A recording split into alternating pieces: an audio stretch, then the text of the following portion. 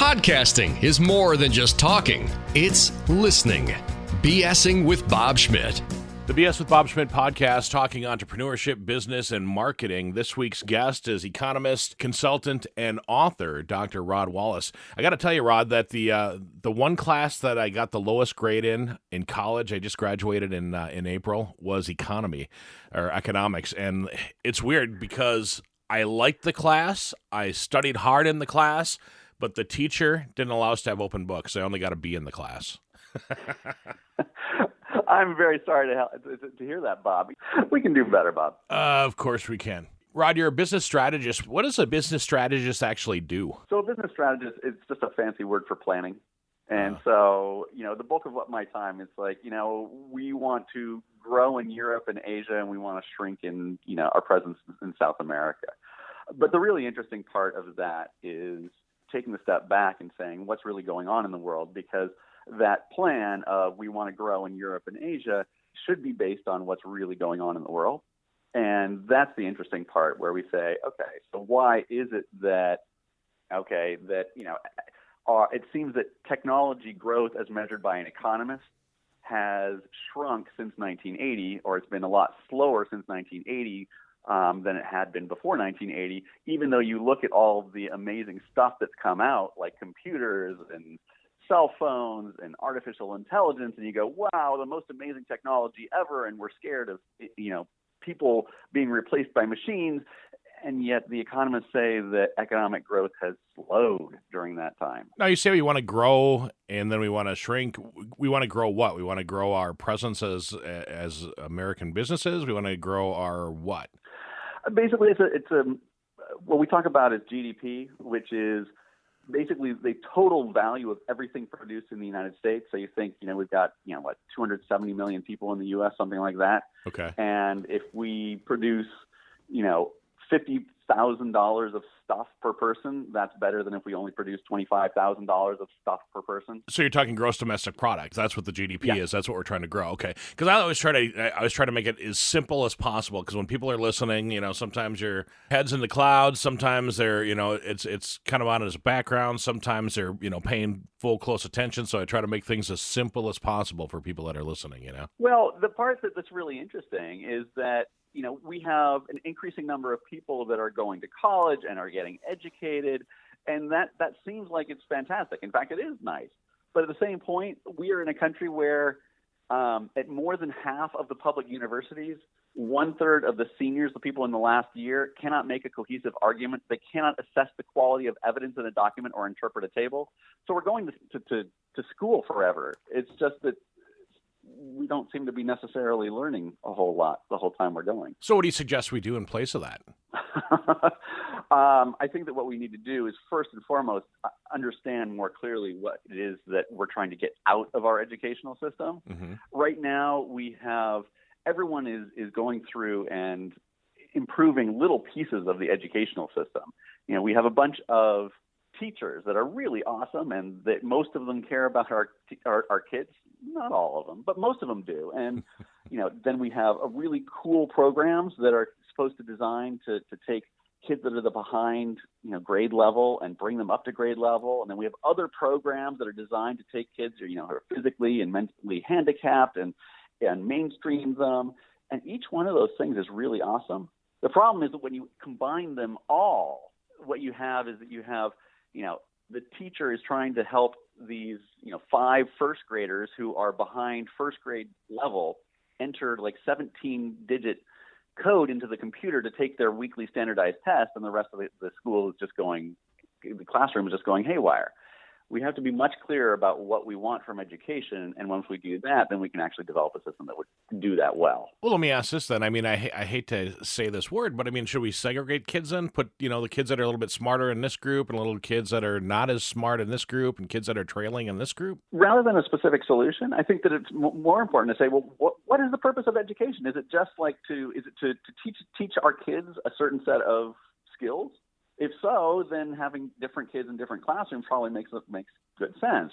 On the other hand, if the purpose of education is to really help people collaborate and work together, and that's the most important thing that we want from our school system, then having all kinds of different kids in the same classroom is probably going to be helpful because it provides different challenges than we'd have otherwise. It really depends on the goal of what is the school for. Rod Wallace is our guest. We're talking about his book, Drowning in Potential. What's your book about, Rod? My book is about the impact of digital technology on American society. And what's really happened is that as we've used digital technology, computers and cell phones, it has changed the nature of our interactions with each other. I mean, you think about, you see all the pictures of people sitting around a table with their cell phone, looking at the cell phone rather than actually talking to each other. Right.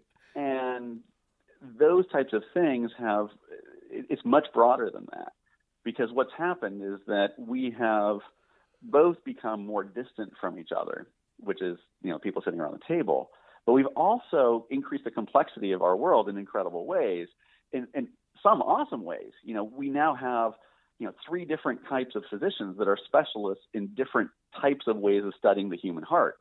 That's pretty cool. I mean, there's all these people who are specialists on, a little part of the heart. The challenge is that now we have a nurse in the average urban hospital has to work with 130 different types of specialists. And if that collaboration doesn't work well, then our health system doesn't work well. Oh, wait, our American health system doesn't work well. And so even though we have this awesome technology that's available, and it's truly spectacular what we can do, the lifespan of the American people has actually shrunk the last 2 years. Well, I read something about that just the other day about how it has shrunk, but a lot of that is due to the fact that there's so much opioid addiction out there and heroin addiction that's out there. I guess heroin and opioids are the same, but meth and things like that the drugs have basically taken us down a couple of notches. Is that kind of what you're seeing as well? Oh, definitely. But you have to go another step deeper. Well, what is the reason why some of these, suicide is another major reason for the increasing suicides. So what is increasing suicide and increasing opioid abuse really related to? And that's coming to the fact that people have less and less relationships with each other and meaningful ones.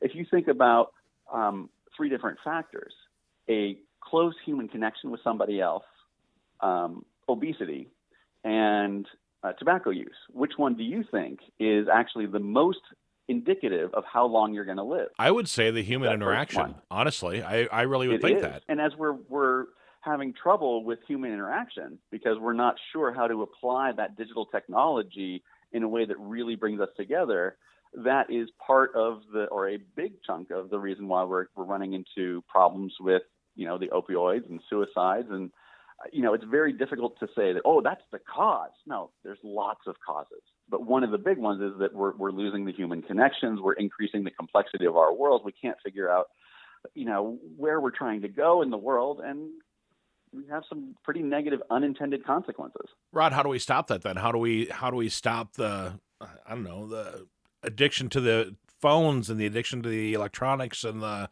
everything else, and then go back to, playing games on a Saturday night with the family around the kitchen table? Part of it is exactly what you just said. I mean, in your own family, that we have the choices of saying, stop it. Phones aren't allowed at the dinner table and we can play games. But as a society, we actually have to shift and think about the types of tools that we use to work together a little bit differently. Because 10,000 years ago, humans created the agricultural technology. We learned how to farm. And it may seem, independent of how we structure society, but it's really interconnected. That before farming, you and I would have been, generalists, and we would have hunted coyotes one day or something. And if we failed, well, not a big deal. We'll gather berries the next. But with agriculture, we're going to farm and we're going to spend months on one crop. And if we fail, our families are going to starve. So we're going to specialize in farming. And so we need to develop all kinds of economic systems and social systems to support one person being a farmer and another person being a bureaucrat and another person being et cetera, et cetera. And we created specialization. Well, now 10,000 years later, we're really good at specialists. So we have all kinds of people that are specialists. I mean, in my Rolodex, I got a guy who's really good at helping people with public relations and for their plumbing and HVAC businesses. Well, that is quite a specialized niche. So, but how do we all work together? That's where we're running into problems, is saying, how do we get all of these groups of specialists to work together and collaborate? And so, as I talked about with education a little bit ago, it's about making sure that we understand where, as a group, we're trying to get to and use all of our amazing technology and knowledge. Is it possible, though, to do that? Because it seems as though people fight against each other all the time. People definitely fight against each other all the time, and the digital technology where, the person who's using Facebook 14 times a day at three minutes a pop is not going to get into a wonderful, deep conversation about, how their view of the world should be changed because they're wrong in something. No, you're right. This whole technology is pushing us to fight against each other, but we can. And I use an example of the chocolate industry. Most people like chocolate. I love it. And it turns out that the chocolate industry, 70% of the cocoa, which is, a key ingredient in chocolate, is grown in Western Africa, where they have a whole bunch of social issues in terms of education, child labor, women's rights, environmental issues, and they're all complex issues interconnected with one another. But the chocolate industry across more than 100 different companies has said, you know what? We are going to create a shared vision for what the cocoa societies should look like, and to be a sustainable industry in terms of improving education and social issues and environmental issues. And they're working together according to have a very clear vision of how they're going to help those, the Ivory Coast and Ghana and some of the other countries develop and strengthen their societies in those ways. And then once they've done that, they are going to benefit in terms of profit because they'll get more cocoa and they'll get higher quality cocoa. But society benefits, and once they've done that, then of course, Nestle and Mars and Hershey's will compete to get you to buy their chocolate. But they work together on society. Well, it kind of makes sense. I mean, economically, I think if you co-op, if everybody works together for a common good, it's going to help the economy grow, right? I mean, is that basically what the simplest way of looking at it is? They are working together, but only on certain things. So it's maintaining the capitalist system that, Nestle and Hershey's are going to compete their buns off to try and sell you their chocolate. But they are working together, or it's not even necessarily working together, but they're sharing a vision of what Western Africa is going to look like, and then saying, okay, they're going to each commit to doing pieces of that while maintaining this whole capitalist system of competing against each other. You'd mentioned specialized a couple of different times in our conversation. In your mind as an economist, is it better for us to be specialized in specific things, or is it better to have kind of a general knowledge of a lot of different things? Right now, the economy requires for us as individuals to be specialists. I mean, everyone talks about how you need to have your niche little specialization in, how to do A, B, or C. At the same point, people who are able to pull together different areas of specialization tend to be more successful today. And so if you can pull together people from different areas, then you can, get a broader perspective, and that seems to be a good thing. And as a society, the real question is, how do we take all of these people who are micro specialists and bring them together? Is there a solution to that, Rod? There better be, because this is where I mean, I got 3 kids, a 3, 4, and 12-year-old, and we're gonna give them the society that we create. And if we don't bring them together, then they're going to have a lot of problems. And yes, I do think that we can. But we have to begin to think about and develop those tools that will be more effective at bringing people together while maintaining the strength of, our capitalist society, our democracy, and the other things that we've developed for other types of technologies. You mentioned you had 3 kids. I have 4 myself, and I think back to when they were your children's ages, and I thought about, the way that things are going, and, there are hurdles that we had to jump over.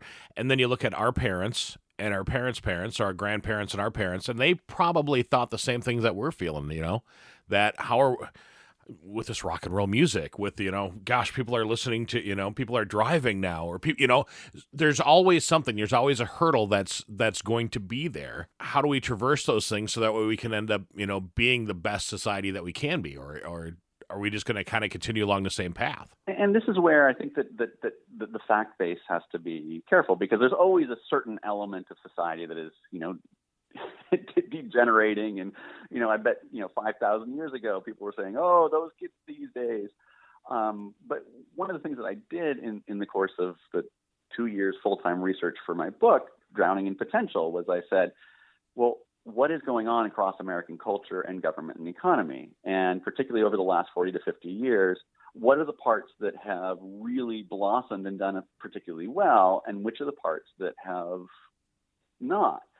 And the problem that I found is that really starting between 1970 and 1980, the issues in our economy and in our American culture and in government in terms of the benefits they are able to deliver for our citizens have not done very well.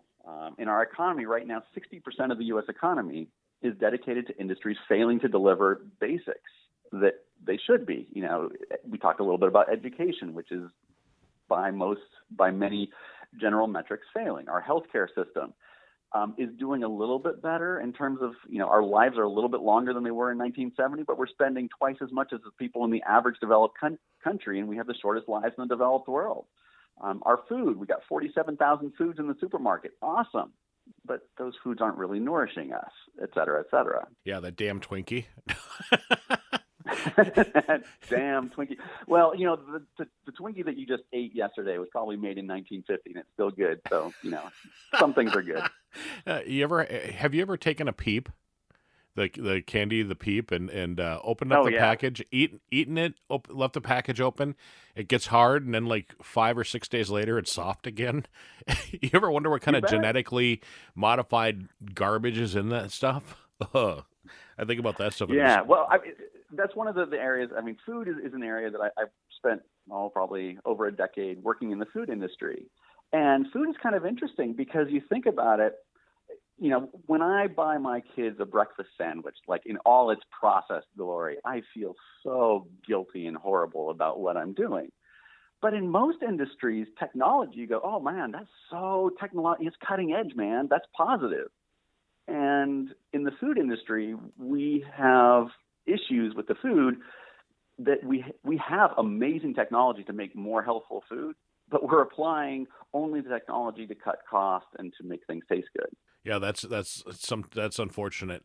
So how can Drowning in Potential, your book, how can that help the small business, Rod? The ways that this can help the small business is first and foremost understanding what's really going on around us so that we can understand what the trends are. Secondly, perhaps really key, is that there are a number of different business models out there for taking advantage of what's going on. That one of the big challenges in society that I've talked about is that we've talked about is how do we collaborate more effectively? And businesses that can help, even some of the big businesses, collaborate across organizations more effectively, can make some good money with that. I'm working with an organization that is working to bridge the gap between corporate America and the African American community, and finding a way creatively to use historically black colleges and universities to make real inroads and benefits for society while allowing both sets of groups involved, corporate America and the African American community, end up with better jobs and better education and those types of things. And by being creative about it and by working on collaboration, the expectation is that they'll do very well financially as well. Is it a group effort a lot of times? I mean, because we're talking about specialization, we're talking about getting together and stuff like that. But I mean, is the big picture is the solution? Everybody kind of letting down a little bit and letting people in and working together? I definitely think at a very high level, that is really the key. I say that, I stand for collaboration, which means that my goal and my commitment is to helping develop innovative approaches that align self-interest in the common good. That I believe very strongly that, we're not going to a socialist system, or we're not going to some kind of, other type of system that has any chance possibly of working. But somehow we need to maintain this capitalist system, our democracy, and find ways to effectively collaborate and work together with all of our amazing knowledge and capabilities to do better. It's kind of funny. We've touched on a lot of different topics, and I kind of want to circle back to one of the ones that we started off with, was more the technology and how that is kind of taken over a lot of our lives. Is there a way that we can make technology work well for us without the addiction part? Yeah, that technology is a tool. And what our modern technology does is it provides the potential to do amazing things. That the ex-CEO of Google says that we are living in the age of abundance, because if we can use the technology that we have today to do anything that we want, and any type of society that we can envision, we can actually create. We have the technology, engineering-wise, to actually do. And so we can use this technology. The key challenge is making sure that we have a clear vision and we use that technology to the purposes that will actually deliver the benefits we want, as opposed to, just sitting in our little holes and digging ourselves deeper and deeper and deeper. Rod, but isn't building a manufactured society, isn't that cause for issue or problems in the future? Well, there's a number of issues that we are in the midst of redesigning our society. And the problem is that most societies that develop a transformational new technology fail. I mean, you go around the world today, and more than 80% of the people in the world are living on less than $10 a day. And yet, suppose that you are in the middle of Africa somewhere, and you are in your living room with a computer. You want to take a PhD level course on artificial intelligence and neural nets. What do? You just push a button and you find that course. The technology is available essentially equally all around the world. That's not the real problem. The real problem is ensuring that we have the cultural, governmental, and economic systems in place that we use that technology in a way that is successful. And for the last 150 years, the United States, along with Europe and along with Australia and Japan, have been far more effective than the vast majority of people in the world. Now we have a new technology, which means we need new types of systems that build on the existing ones that will take into account all the complexity out there. And yes, most societies, I expect, will not successfully do that. But we sure as heck better make sure that ours is successful at that. Dr. Rod Wallace is our guest this week on the BS with Bob Schmidt podcast. The book is called Drowning in Potential. I guess the final question I have for you is, based on the title of your book, Drowning in Potential, is there a life vest that's out there that will help us to not drown in our potential, Rod? Yes. It is a set of tools that are focused around new ways of collaboration. That's what the sixth chapter in the book is all about. One way is about a higher level of leadership that will help us organize and collaborate across organizations. A second piece is about ways to communicate and find meaning in all of the mass of data that we've got in terms of structuring the information we get so that we can actually communicate more effectively. And the third is ensuring that we develop the types of systems so that we use those amazingly human capabilities of storytelling and we challenge those in new ways. There is a lot more about that, both on my website, rodwallacephd.com, as well as on in the book, Drowning in Potential, that is available on Amazon and other fine places. rodwallacephd.com for more information about the book, Drowning in Potential. You mentioned that it's available on Amazon. What else will we find on your website, Rod? Some free giveaways that will give some examples of some organizations and some initiatives that have solved some of these collaboration issues. So if you have some questions about how do you actually structure something, perhaps make some money yourself about how on helping other people collaborate, come onto the website and you can download that for free. The BS with Bob Schmidt podcast is brought to you by Orange Computer. Find them online at orangecomputerlax.com. And by Tri-State Sound and Light. Find them online at tristatesound.com. Tell your story with microcasts by podcastforhire.com. The BS with Bob Schmidt podcast is a podcast for hire production.